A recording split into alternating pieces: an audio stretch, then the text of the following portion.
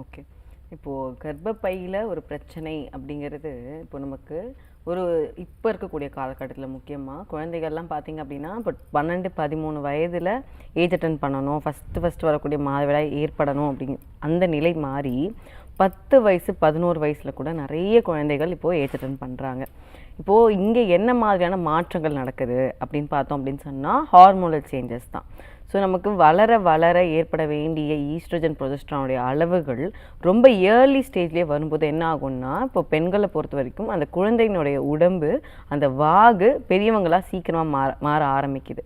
So அப்போ என்ன மாதிரியான தொந்தரவுகள் கொடுக்கும், இது என்ன மாதிரியான தாக்கத்தை அந்த குழந்தையோட உடம்புல கொடுக்கும்னு பார்த்தீங்கன்னா, அந்த கருமுட்டையினுடைய அதாவது ஃபாலிக்கிள்ஸ்னு சொல்லுவோம், சின்ன சின்னதாக கருமுட்டைகள் ரொம்ப ஃபாலிக்கல் ஃபார்மில் இருக்கும். ஸோ இப்போ இந்த ஃபாலிக்கல்ஸ் தான் என்ன ஆகும்னு சொன்னால் வளர்ந்து ஒரு கருமுட்டையாக வளரும். அது வெடித்து ஒரு மாதவிடாய் காலகட்டத்துலேயும் வரும். ஸோ இப்போ இது ரொம்ப இயர்லியாக ஆரம்பிக்குது. சீக்கிரமே ஆரம்பிக்கக்கூடிய இந்த 10 வயது 11 வயது ஆகும்போது ஸோ அவங்களுக்கு திருமணம் ஆகி அவங்க முறையான கரெக்டான ஒரு திருமணம் ஆயிடுச்சு, அதுக்கப்புறமா அவங்க கன்சீவ் பண்ண ட்ரை பண்ணுறாங்கன்னும் போது நிறைய பெண்கள் பார்த்திங்கன்னா அந்த ஹிஸ்ட்ரி கேட்கும்போது சொல்கிறாங்க, எனக்கு வந்து சீக்கிரமே ஆயிடுச்சு, இந்த மாதிரி 10 வயதுலேயே நான் வந்து ஏஜ் அட்டன் பண்ணிட்டேன். ஸோ இப்போ எனக்கு ஒரு 30 வயது நான் இப்போ தான் திருமணம் பண்ணும்போது எனக்கு வந்து அந்த ஃபாலிக்கல்ஸ் அளவுகள் ரொம்ப கம்மியாக இருக்குன்னு சொல்கிறாங்க, சீக்கிரமாக எனக்கு குழந்தை பெற்றுக்கணும்னு புஷ் பண்ணுறாங்க. ஸோ இந்த மாதிரியான பிரச்சனைகளையும் இப்போ இருக்கக்கூடிய காலகட்டத்தில் இந்த கன்சீவ் ஆகக்கூடிய லேட் ஆகக்கூடிய பெண்களுக்கு இது ஒரு பெரிய பிரச்சனையாகவே இருக்குது.